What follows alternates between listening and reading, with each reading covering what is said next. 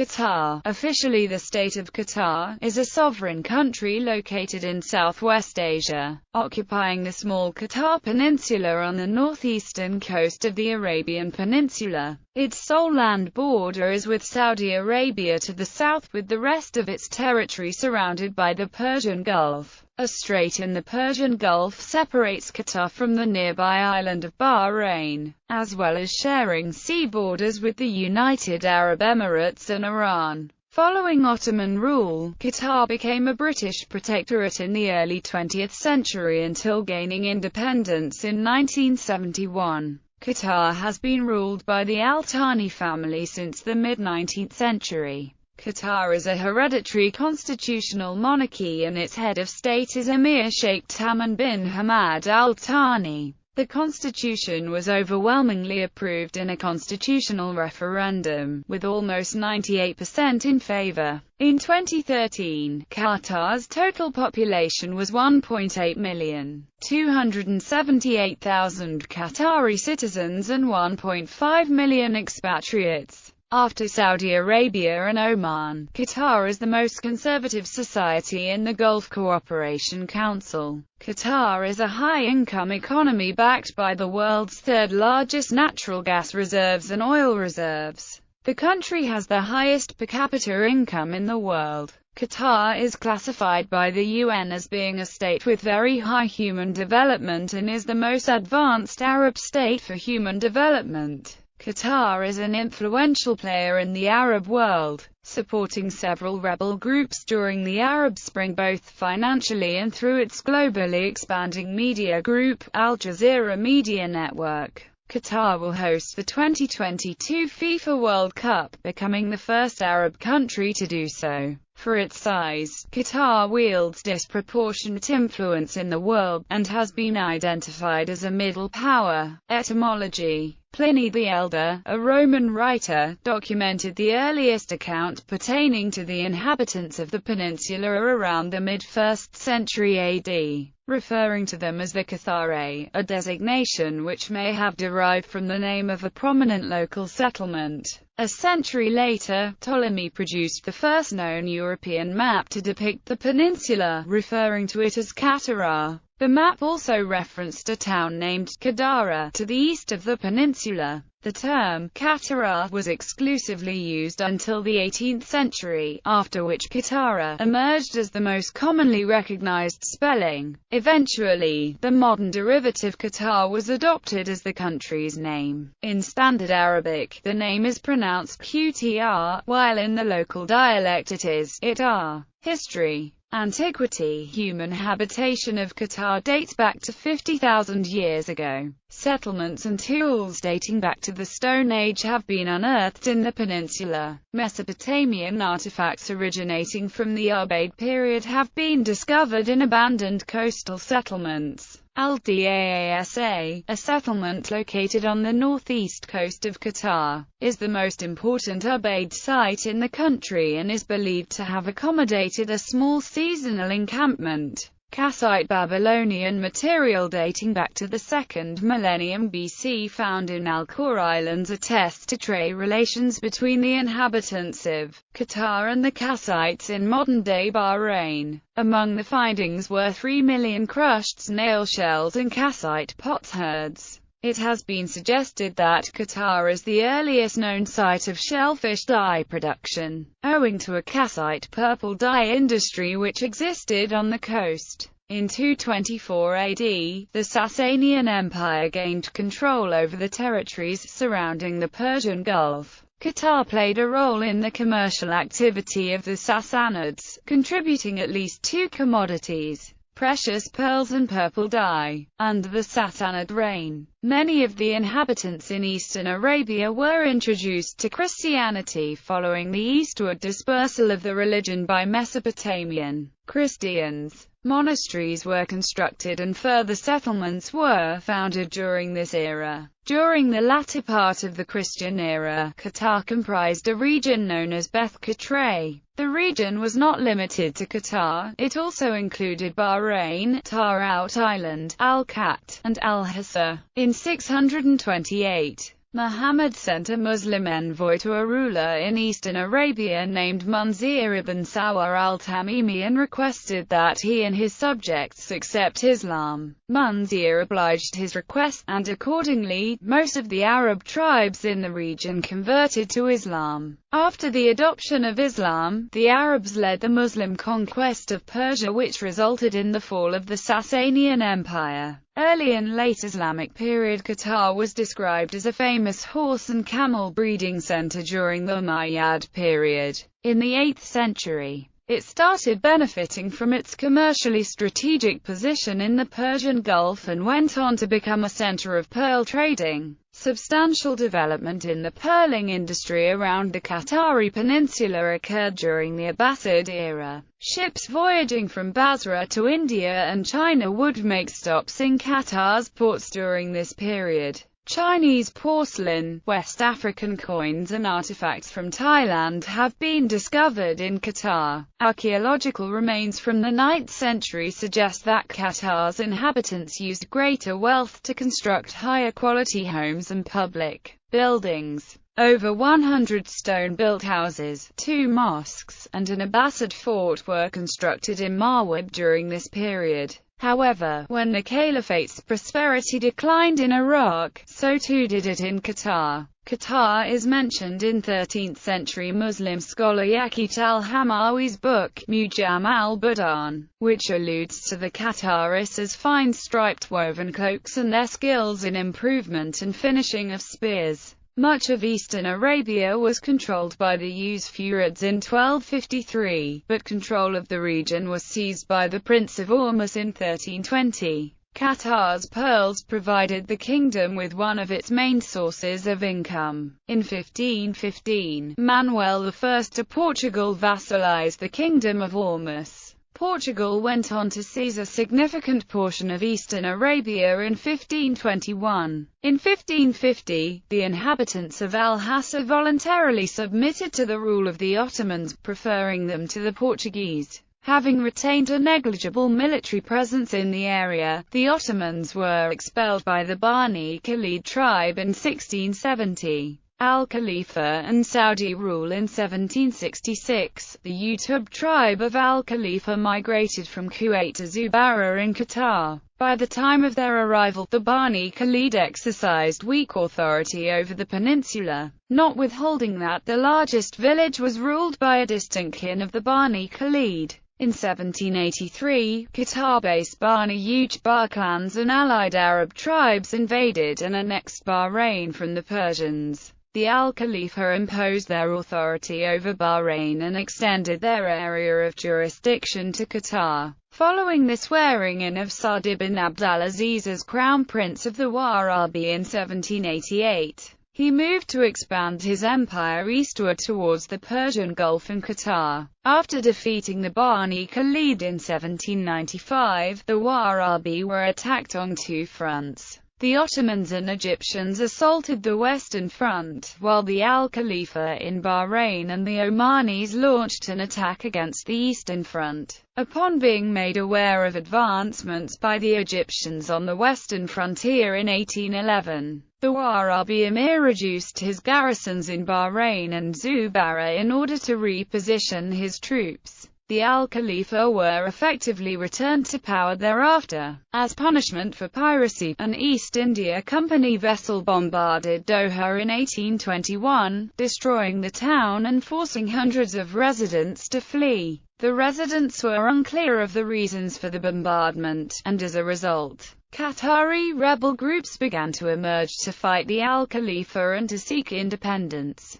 In 1825, the House of Thani was established with Sheikh Mohammed bin Thani as the first leader. Although Qatar had the legal status of a dependency, there was a popular sentiment of resentment against the Al-Khalifa. In 1867, the Al-Khalifa, along with the ruler of Abu Dhabi, sent a massive naval force to Al-Waqra in an effort to crush the Qatari rebels. This resulted in the maritime Qatari-Bahraini War of 1867 to 1868, in which Bahraini and Abu Dhabi forces sacked and looted Doha and Al-Waqra. However, the Bahraini hostilities were in violation of the 1820 Anglo-Bahraini Treaty. The joint incursion, in addition to the Qatari counterattack, prompted British political agent Louis Pelly to impose a settlement in 1868. His mission to Bahrain and Qatar and the resulting peace treaty were milestones because they implicitly recognized the distinctness of Qatar from Bahrain and explicitly acknowledged the position of Mohammed bin Thani. In addition to censuring Bahrain for its breach of agreement, the British Protectorate asked to negotiate with a representative from Qatar, a role which Mohammed bin Thani was selected to fulfill. The results of the negotiations left the nation with a newfound sense of political identity, although it did not gain an official standing as a protectorate until 1916. Ottoman rule. Under military and political pressure from the governor of the Ottoman Vilayet of Baghdad, Midhat Pasha, the ruling Al-Thani tribe submitted to Ottoman rule in 1871. The Ottoman government imposed reformist measures concerning taxation and land registration to fully integrate these areas into the empire. Despite the disapproval of local tribes, Al-Thani continued supporting Ottoman rule. However, Qatari-Ottoman relations soon stagnated, and in 1882 they suffered further setbacks when the Ottomans refused to aid Al-Thani in his expedition of Abu Dhabi-occupied Al-Khor. In addition, the Ottomans supported the Ottoman subject Muhammad bin Abdul Wahhab, who attempted to supplant Al-Thani as Kaymakam of Qatar in 1888. This eventually led Al-Thani to rebel against the Ottomans, whom he believed were seeking to usurp control of the peninsula. He resigned as Kaymakam and stopped paying taxes in August 1892. In February 1893, Mehmed Hafiz Pasha arrived in Qatar in the interests of seeking unpaid taxes and accosting Jassim bin Muhammad's opposition to proposed Ottoman administrative reforms. Fearing that he would face death or imprisonment, Jassim retreated to Al-Wajbar, accompanied by several tribe members. Mehmed's demand that Jassim disband his troops and pledge his loyalty to the Ottomans was met with refusal. In March, Mehmed imprisoned Jassim's brother and 13 prominent Qatari tribal leaders on the Ottoman corvette Merrick as punishment for his insubordination. After Mehmed declined an offer to release the captives for a fee of 10,000 liras, he ordered a column of approximately 200 troops to advance towards Jassim's Al-Wajbar fort under the command of Yusuf Effendi, thus signaling the start of the Battle of Al-Wajbar. Effendi's troops came under heavy gunfire by a sizable troop of Qatari infantry and cavalry shortly after arriving to Al-Wajbar. They retreated to Shabaka fortress, where they were again forced to draw back from a Qatari incursion. After they withdrew to Al-Bida fortress, Jassim's advancing column besieged the fortress, resulting in the Ottomans' concession of defeat and agreement to relinquish their captives in return for the safe passage of Mehmed Pasha's cavalry to Hofuf by land. Although Qatar did not gain full independence from the Ottoman Empire, the result of the battle forced a treaty that would later form the basis of Qatar emerging as an autonomous country within the empire. British Protectorate. The Ottoman Empire fell into disorder after losing battles in different fronts in the Middle East and theatre of World War I.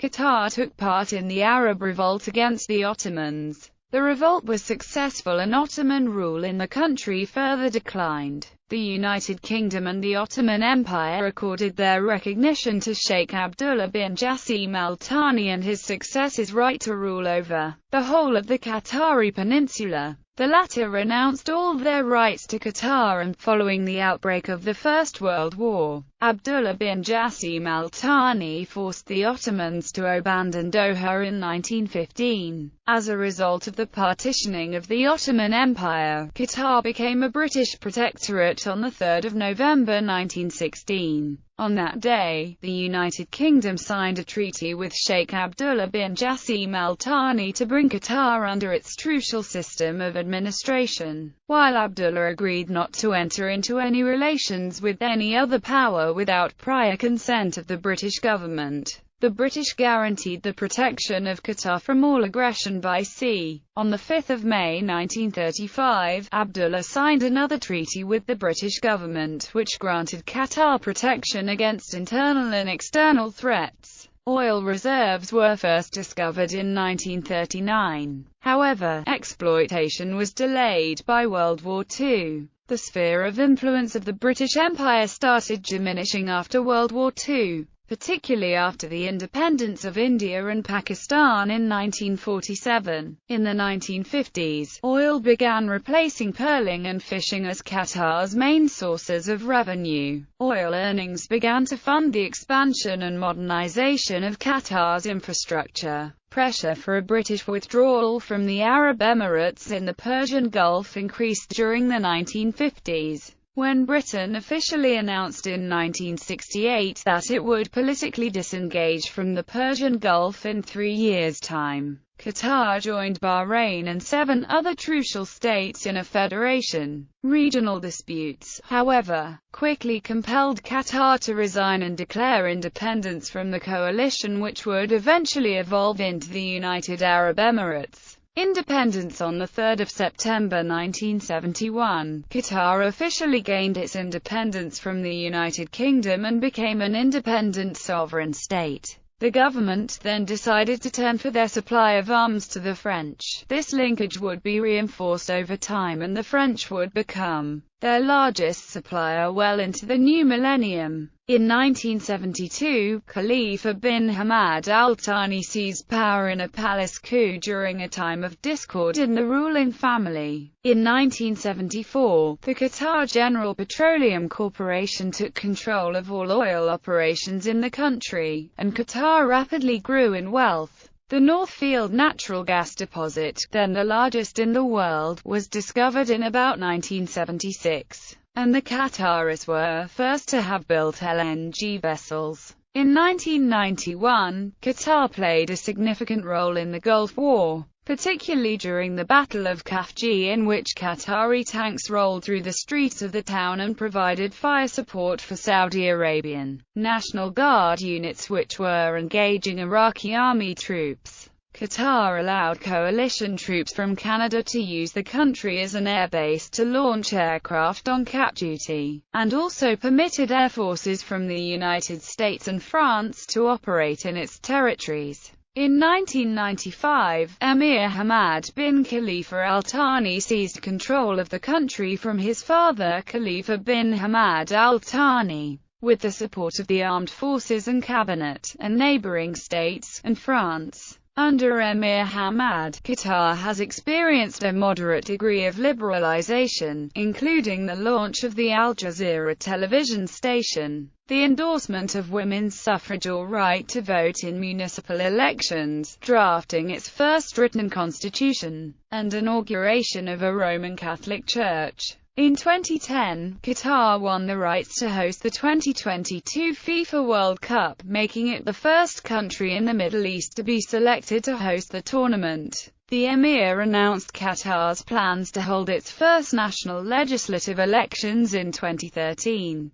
They were scheduled to be held in the second half of 2013, but were postponed in June 2013, and may be delayed until 2016. In 2003, Qatar served as the U.S. Central Command headquarters and one of the main launching sites of the invasion of Iraq. In March 2005, a suicide bombing killed a British teacher at the Doha Players Theatre, shocking the country, which had not previously experienced acts of terrorism. The bombing was carried out by Omar Ahmed Abdullah Ali, an Egyptian resident in Qatar who had suspected ties to al-Qaeda in the Arabian Peninsula. In 2011, Qatar joined NATO operations in Libya and reportedly armed Libyan opposition groups. It is also currently a major funder of weapons for rebel groups in the Syrian civil war. The Independent reported that Qatar had funded the Syrian rebellion by as much as $3 billion. Qatar is pursuing an Afghan peace deal, and in January 2012 the Afghan Taliban said they were setting up a political office in Qatar to facilitate talks. In June 2013, Sheikh Tamim bin Hamad Al Thani became the Emir of Qatar after his father handed over power in a televised speech. Sheikh Tamim has prioritized improving the domestic welfare of citizens, which includes establishing advanced healthcare and education systems, and expanding the country's infrastructure in preparation for the hosting of the 2022 World Cup. Qatar participated in the Saudi Arabian-led intervention in Yemen against the Houthis and forces loyal to former President Ali Abdullah Saleh, who was deposed in the 2011 Arab Spring uprisings.